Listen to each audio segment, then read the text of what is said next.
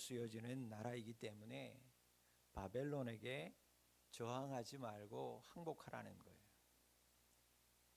강대국 바벨론이 너희를 삼키러 오는데 거기에 항복하지 않는 건 하나님을 거부하는 것이니까 항복하라는 것입니다. 유다의 선지자가 유다의 백성들을 향해서 침략하러 오는 이 바벨론 대적, 거기에 대적하지 말라는 거예요. 싸우지 말라는 거예요. 여러분이라면 어떻게 하겠어요? 미국이 쏘고 있으면 이란이 그래 항복한다 안 하잖아요. 받아들일 수 없었습니다. 도저히 받아들일 수 없는 호황된 말이었어요. 그러니 유다 백성들에게 예레미야 선지자는요, 참 선지자가 아니었습니다.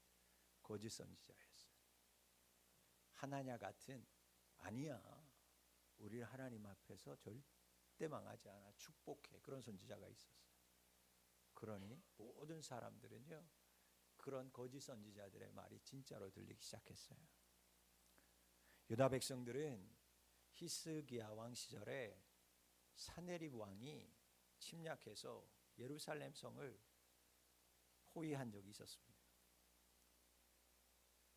물도 말라가던 그 시절에 아무것도 물자가 반입되지 않아서 이제는 죽을 수밖에 없는 그때에도 유다 백성들은요, 기적적인 방법으로 하나님께서 그들을 구원하신 경험이 있어요. 이러한 경험이 있는 유다의 백성들은요, 절대 시온은 멸망하지 않는다라고 하는 철저한 확신과 믿음이 그들 가운데 있었습니다.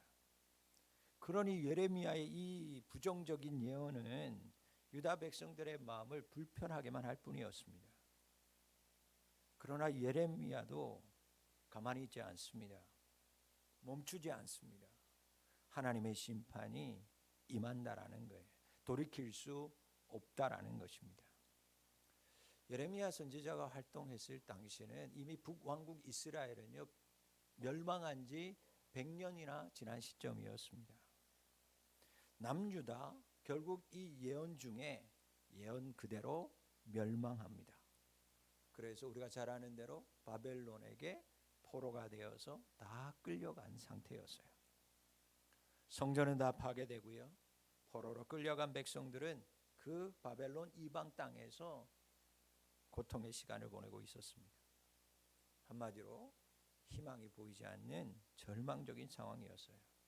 그런데 이 상황에서 지금까지 심판을 전했던 예레미야가 갑자기 구원과 회복의 메시지를 선언하기 시작합니다. 그 메시지가 예레미야 30장부터 33장에 담겨 있어요. 그래서 이 부분을 우리는 위로의 책이라고 부릅니다. 오늘 본문 1절 말씀을 보시면 하나님이 때가 이르면 이스라엘의 모든 종족을 회복시키시고 하나님이 그들의 하나님이 되고 그들이 내 백성이 되리라고 선언합니다. 여기서 말하는 종족은요, 가족을 얘기하는 거예요. 즉 하나님 이렇게 얘기합니다. 너희들은 다 내 가족이다. 그래서 나는 너희들의 하나님이 되고 너희들은 내 백성이 된다.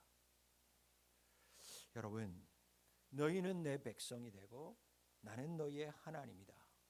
이 말씀이 위로의 책 30장부터 33장의 핵심 내용이에요. 그런데 여러분, 이스라엘 백성들이요, 너희는 내 백성이 되고 나는 너희의 하나님이 된다라고 하는 말씀을 딱 듣는 순간에 이스라엘 백성들은 자동적으로 떠오르는 사건이 하나 있습니다. 그 사건이 뭐냐? 바로 출애굽의 사건이에요. 출애굽기 19장 5절 6절 말씀을 한번 보시겠어요? 같이 한번 볼까요? 세계가 다 내게 속하였나니 너희가 내 말을 잘 듣고 내 언약을 지키면 너희는 모든 민족 중에서 내 소유가 되겠고 너희가 내게 대하여 제사장 나라가 되며 거룩한 백성이 되리라. 너는 이 말을 이스라엘 자손에게. 여러분, 이스라엘이 출애굽하고 나서 시내 광야에 도착합니다. 그 시내 광야에서 이스라엘 백성들에게 전하라고 모세에게 주신 말씀이에요. 여러분, 하나님이 예레미야를 통해서 지금 절망 중에 있는 유다 백성들을 향해서 출애굽의 광야의 사건을 생각하라는 것입니다. 그때처럼 하시겠다라는 거예요. 예레미야에게 더욱 명확하게 출애굽의 사건을 유다 백성들에게 계속해서 떠오르게 합니다. 직접적으로 이제 이전의 말씀에 보니까 칼에서 벗어난 백성이 광야에서 은혜를 입었다. 3절 말씀에 보니까 옛적에 여호와께서 나타나사라고 말씀하는 거예요. 여러분, 유다 백성들은 예레미야가 전하는 이 말씀을 들으면 들을수록 출애굽한 이후에 광야 여정 가운데 동행하신 하나님이 떠오르기 시작하는 거예요. 애굽에서 종살이하던 이스라엘 백성들에게 하나님은 멀리만 계셨습니다. 무려 400년 동안이나 하나님은 저들을 버렸고 저들 가까이 계시지 않았어요. 그러나 그것은 그들의 생각뿐이었습니다. 하나님은 언제나 그들과 함께 계셨어요. 저들의 탄식하는 소리를 하나님이 기도로 들으시고 그들을 애굽에서 건져내어 구원하셨습니다. 그리고 광야에서 이끄셨어요. 은혜의 광야로 이끄셨어요. 그곳에서 먹이고 살리셨어요. 여러분, 하나님이 먼 곳에 계신 하나님이 아닙니다. 그들이 하나님을 멀리했기 때문에 하나님이 멀리 계셨던 것뿐이었어요. 하나님은 유다의 백성들이 하나님을 멀리하고 지금 바벨론의 압제 아래에서 신음하는 지금의 상황이 옛 선조들이 광야에 이르기 전 애굽의 삶과 같다. 그러나 내가 너희들을 애굽에서 건져내어서 광야에서 먹이고 입혔던 것처럼 너희들은 내 백성이야, 내 가족이야. 그리고 나는 너희의 하나님이다. 그래서 너희들을 그 가운데서도 이끌어 구원하시겠다라는 거예요. 여러분, 출애굽의 여정을 친히 목도하고 경험한 이스라엘은요, 북이스라엘이에요. 그런데 그 북이스라엘은 이미 100년이나 전에 모든 사람들이 사라졌어요. 멸망했어요. 지금 남유다도 멸망의 나라가 되어서 포로의 신세가 되어 있는 신세입니다. 그런데 이 시점에서 하나님이 출애굽의 그 광야의 사건을 저들에게 말하면서 동일하게 저들을 옛적 광야에서처럼 구원하시겠다 약속하시고 있는 거예요. 사랑하는 부비 가족 여러분, 오늘이 부활절입니다. 예수님께서 우리의 모든 죄를 십자가에 다 지고 죽으심으로 저와 여러분을 정말 모든 죽음의 권세에서 생명으로 이끄시고 부활하신 부활절이에요. 그런데 우리는 그 사랑과 생명의 부활을 이 땅에서 다 잊은 채로 살아갑니다. 그러면서 우리는 구원의 예수님이 내 곁에 없다고, 내 인생에서 멀어졌다라고 여전히 죄의 권세 아래에서 신음한 채 살아가고 있습니다. 그렇게 우리에게서 부활은 살아있는 신앙도 경험하고 있는 신앙도 아니라 옛날의 이야기, 2000년 전 성경책 안에 있는 이야기처럼만 우리에게 들려지고 있어요. 과거 이스라엘 백성들이 하나님의 사랑을 배신했기 때문에 사랑의 하나님이 멀리 떨어져 있는다고 생각했던 것처럼 우리도 예수님의 그 십자가와 부활의 사랑을 배신하며 살기에 그 부활의 예수님이 멀게만 느껴지는 것입니다. 그러나 여러분, 부활은 2000년 전 안식 후 첫날 새벽 예수님 무덤 문을 열고 다시 살아나신 그때부터 오늘 지금까지 여전히 유효한 줄 믿습니다. 2000년 전 부활하신 예수님은 오늘도 부활의 예수님으로, 승리하신 예수님으로 저와 여러분 곁에 계시는 줄 믿습니다. 하나님은 다 잊은 채 하나님을 배반하고 살다가 다시 광야에 선 유다 백성들 앞에서 하나님이 저들에게 선언하고 있어요. 나는 너희의 하나님이야. 너희는 나의 백성이야. 동일하게 부활하신 예수님께서 다 잊은 채로 살아가는 오늘 우리에게 말씀하고 있는 거예요. 나는 산자의 하나님이다. 나는 부활이요 생명이다. 이 사실을 믿는 자는 죽어도 살고 살아서 죽는 자는, 믿는 자는 영원히 죽지 아니한다. 나는 너희를 위해 죽음을 이기고 부활한 예수 그리스도다.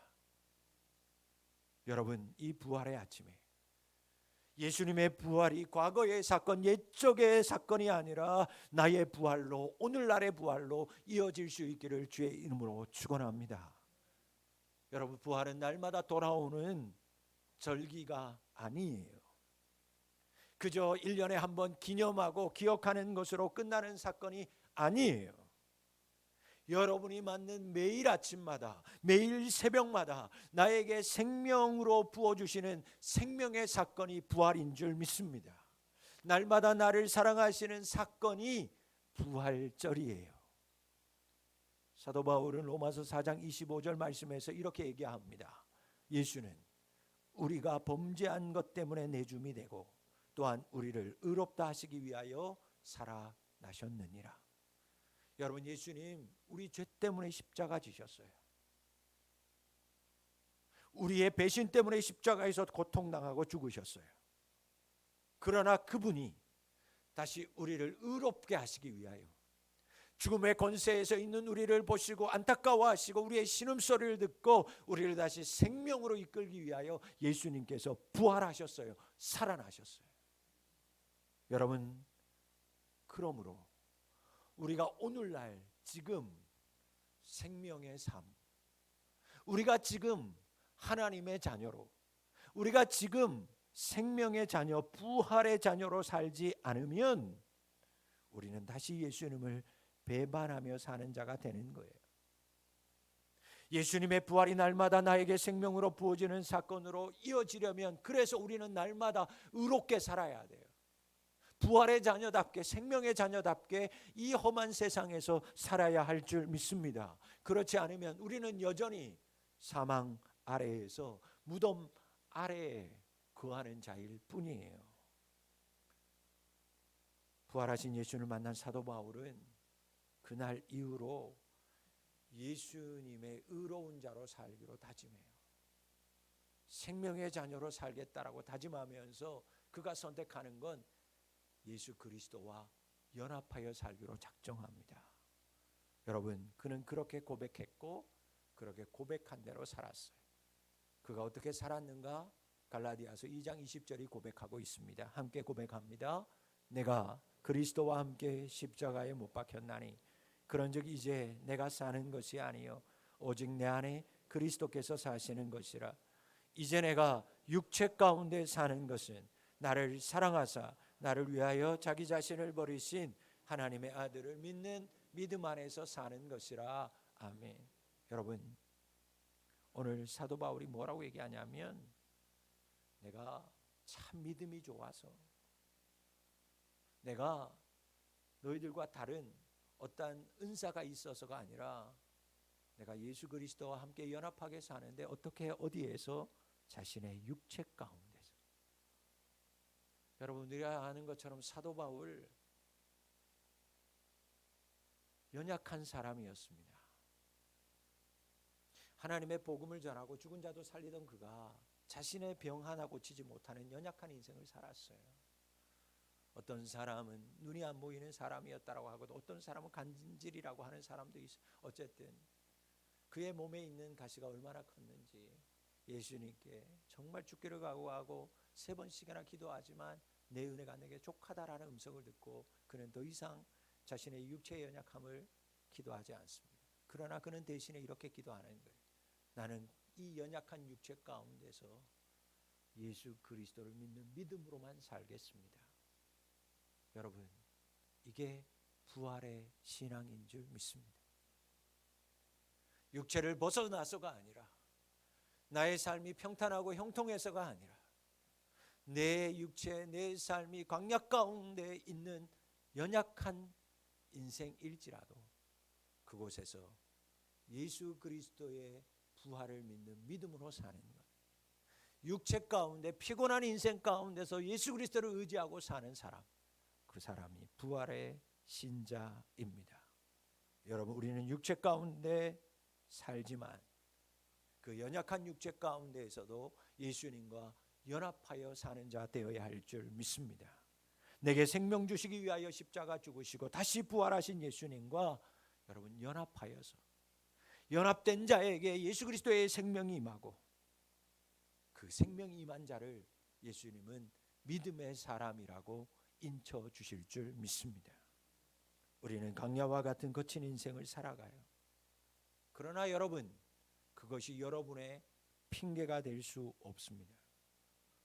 예수님, 내 인생 너무너무 힘들어서 예수님 멀리하겠습니다. 핑계할 수 없습니다. 왜냐하면 거친 광야의 인생을 살아갈수록 힘든 육체 가운데 강야 한가운데 지나갈지라도 부활의 예수님이, 생명의 예수님이 여러분 가장 가까이 계시기 때문이에요. 수많은 사람들이 인생에서 광야를 만나면 예수님을 버립니다. 예수님을 외면합니다. 어떤 사람은 고의로 인생에서 광야를 만나면 예수님을 떠나갑니다. 예수님, 내가 이 광야만 지나면, 이 힘든 순간만, 이 고비만 지나면 다시 예수님께 올게요. 이때만 봐주세요. 이 시간만 지나면 내가 잘 된 다음에 다시 예수님께 오겠습니다. 예수님 그렇게 떠나가는 사람이, 광야가 힘들어서, 광야가 싫어서 예수님 떠나가는 사람이 있더라는 거예요. 여러분, 그 광야에 예수님이 있는 것도 모른 채, 그 광야에 예수님께서 나를 보고 계시고 나를 붙들고 있는 것도 모른 채 그 광야가 싫다라는 이유만으로 부활의 예수님, 사랑의 예수님을 떠나는 사람이 너무너무 많다라는 것입니다. 사랑하는 성도 여러분, 부활의 예수님 여전히 광야 한가운데 있는 여러분들과 함께 계시는 줄 믿습니다. 여전히 부활하신 예수님, 한치 앞도 보이지 아니하는 광야와 같은 나의 인생 가운데 여전히 여러분을 사랑하신다라고, 지금 내가 너의 예수님이라고 고백하고 있는 것을 듣는 자 되실 수 있기를 주의 이름으로 축복합니다. 유다 백성들이 포로 가운데 있을 때에도 여전히 하나님의 사랑하심과 인자하심은 그들과 함께 했던 것처럼 부활의 예수님, 2000년 전 그 순간만의 부활의 예수님이 아니라 지금도 여전히 계속 그 부활을 믿는 믿음의 사람들과 함께, 예수님과 연합되기를 힘쓰는 자들과 함께 그 주님이 함께 하고 있습니다. 여러분, 하나님이 유다 백성들을 포로 중에도 얼마나 가까이 하시고, 아니 얼마나 사랑하셨는지를 말씀을 통해서 한번 보시기를 바랍니다. 4절 말씀에 하나님이요 유다 백성들을 어떻게 부르고 있습니까? 이렇게 불러요. 처녀 이스라엘아. 처녀라고 불러요. 이 말은 뭐냐? 남녀 관계를 전제하여 부르고 있다 그 얘기입니다. 사랑하는 사람으로 부르고 있다 그 얘기예요. 얼마나 하나님께서 이스라엘을 사랑하고 있는지, 자신을 배반하여서 떠났지만 여전히 하나님은 자신을 배반한 그 이스라엘을 처녀로 보시면서 여전히 나는 너와 결혼하고 싶다라는 거예요. 여러분, 하나님을 버리고 우상을 쫓아서 가늠한 고멜이란 여인이 있었어요. 그런데 호세아 선지자는 그 고멜을, 자기 싫다고 세상 쫓아간 그 고멜을 다시 따라갑니다. 그리고 돈을 주고요, 다시 사서 자기 집으로 데리고 와요. 나는 네가 지은 것, 간음한 것, 우상 숭배한 이스라엘을 대표하는 이 고멜, 나는 괜찮다라는 거예요. 그리고 다시 신혼집을 차려요. 그리고 그 고멜과 삽니다. 그게 하나님이었어요. 그게 이스라엘의 배반한 모습이었어요. 그러나 하나님이 그들을 여전히 뜨겁게 사랑하고 있음을 봅니다. 그리고 나서 이제 하나님께서 그들을 향해서 처녀 이스라엘아 부른 다음에 이렇게 고백해요. 내가 너를 다시 세우리니 네가 세움을 입을 것이다. 관계가 회복될 거라는 거예요. 회복을 선언하는 거예요. 그러니까 이 놀라운 사랑을 깨달은 처녀 이스라엘이요, 이제 어떻게 합니까? 자신의 보면 너무 부끄럽고 너무너무 자신이 행한 거 보면 하나님 앞에 설 수 없는데, 그 신랑 되신 하나님 앞에요, 이 은혜를 깨닫고 나서 그들이 거기에서 춤추기 시작합니다. 정말 신부처럼 단장하고 소고를 치면서 춤추면서 관계가 회복된 것을 기뻐하고 있어요. 여러분을 향한 놀라우신 예수님의 사랑을 깨닫는 자 되실 수 있기를 바랍니다. 부활의 신앙을 회복하시기를 바랍니다. 나는 여전히 부활하신 예수님 떠나 있지만 그 생명으로 나를 이끄시며 관계를 회복하기를 원하셔서 나를 사랑하는 딸, 사랑하는 아들 부르시는 그 예수님, 그 사랑을 깨닫고 다시 광야에서 춤추며 노래하는 부활절을 맞이하는 우리 성도님들이 되실 수 있기를 주의 이름으로 축복합니다. 이스라엘 백성들은 광야에서 부활절을 지냈어요. 하나님이 그렇게 광야에서도 하나님의 사랑을 깨닫고 춤추며 그 부활을 보내는 이스라엘 백성들을 보면서 이제 한없이 축복하기 시작합니다. 여러분, 이 축복이 여러분의 축복이에요. 5절 말씀해 보니까 이 사랑을 회복한 이스라엘 백성들을 하나님 이렇게 축복합니다. 심는 자가 그 열매를 따기 시작하리라. 여러분, 과거 이스라엘 백성들은요 정말 불평등 속에 살아야만 했습니다. 포도원을 열심히 일구어서 정말 상품의 열매를 거두면 거둘 즈음에 다른 사람들이 다 채가는 거예요. 농민들이 누려야 하는 그 기쁨을 부자들과 상인들이요 다 채가고 빼앗아 갔어요. 그러나 이 예수 그리스도의 하나님의 사랑을 회복한 이스라엘에는 하나님이 이제 축복하기 시작하는 것. 심는 자가 열매를 거둔다. 실제적인 경제적인 분배가 이루어질 거라는 거예요. 여러분, 저는 여러분들을 위해서 경제적으로 기도하는 것 한 가지입니다. 하나님, 수고한 대로 거두게 도와주세요. 힘쓴 만큼 그 이상도 그 이하도 아니고 하나님 거둔 대로 심은 대로 거두게, 그것이 하나님께서 우리에게 주시는 축복인 줄 믿습니다. 과거 이스라엘이 누리지 못했던 것들, 경제적인 것들을 분배받게 될 거라고 경제적인 축복을 하는 거예요. 그런데 이 경제적인 축복은 아무것도 아닙니다. 다음 이어지는 6절 말씀에 보니까 파수꾼들이 이렇게 얘기합니다. 우리 하나님께로 올라가자라고 복음을 선포하기 시작하는 거예요. 원래 여러분, 파수꾼들은요 그 포도원, 가수원을 지키기 위해서 망대를 높이 세워놓고요 야생동물이나 그리고 도둑들을 감시하는 거예요. 그런데 이제 에브라임 산 위에 있는 파수꾼들이 더 이상 감시자가 아니라 하나님의 말씀을 산 위에서 선포하기 시작하는 겁니다. 감시자였던 그들이 이제는 모든 사람들에게 다 들리도록 산 위에서 시온에 올라가서 우리 하나님께로 나아갑시다 소리치면서 산 아래에 있는 백성들의 신앙을 독려하는 사명자들로 바뀌고 있더라는 거예요. 사랑하는 푸른비전교회 성도 여러분, 인생에 치여서 나 하나 살기에도 바쁜 인생을 살아가던 인생이 그 힘든 인생 삶 속에서 부활의 예수님을 만나고 그 부활의 예수님을 나의 육체 가운데, 나의 인생 가운데 연합된 자로 살아가면 이제 그 사람의 삶, 여러분의 경제적인 모든 것 하나님이 책임져 주실 줄 믿습니다. 그러나 더 중요한 복이 뭐냐? 내 인생에 누군가도 들어오지 못하도록 막아섰던 그 인생, 내 인생만 일단은 중요해, 내 인생 안전하고 봐야지 라고 내 인생만을 위해서 살던 사람이 이제 예수님을 만나니까 광야에서 예수님이 있음을 기억하고 그 광야에서 춤추며 광야에서 부활절을 보내는 신앙인이 되니 그가 나만을 위해서 살지 아니하고 나에게 임하였던 그 생명의 예수, 부활의 예수를 산 아래에 있는 모든 어둠에 있는 백성들에게 선언하고 전하는 복음의 사명자가 되더라는 것입니다.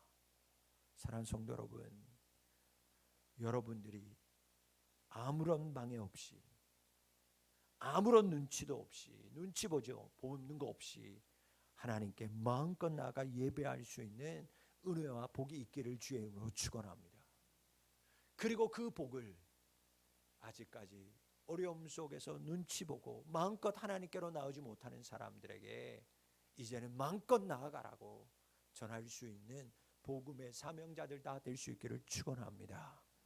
사랑하는 푸른 비전교회 가족 여러분, 여러분이 그 어떤 눈물 나는 인생을 살아가더라도 부활하신 예수님께서 여러분을 여전히 사랑하고 있습니다. 그 사랑을 잊지 않고 매일의 삶 속에서 육체 가운데에서, 광야 가운데서 그 예수님을 만나 춤추는 인생 될 수 있기를 축원합니다. 여러분의 인생에서 계속 만나게 되는 그 광야에서 예수님과 연결되어짐으로 그 생명이 여러분들을 살리고 그 살아난 여러분들의 영혼을 통해서 수많은 영혼들이 주님께로 돌아오는 역사가 있기를 바랍니다. 부활의 예수님, 한순간의 부활의 예수님이 아니라 여러분의 육체가 살아있는 동안 매일매일의 삶 속에서 여전히 지속되는 생명의 예수님, 부활의 예수님, 그래서 예수의 신앙, 부활의 신앙으로 살아가실 수 있기를 축복합니다. 특별히 인생의 거친 광야를 만나신 분, 그 지금 광야에서 예수님의 부활을 기억하십시오. 그 생명의 예수님이 여러분들을 붙들고 있음을 기억하고 바라보실 수 있기를 바랍니다. 그래서 그 생명으로 살아나 죽어가는 영혼들에게 생명을 전하는 복된 우리 부비 가족들이 다 되실 수 있기를 부활하신 예수님의 이름으로 축복합니다. 기도하겠습니다. 살아계신 아버지 하나님,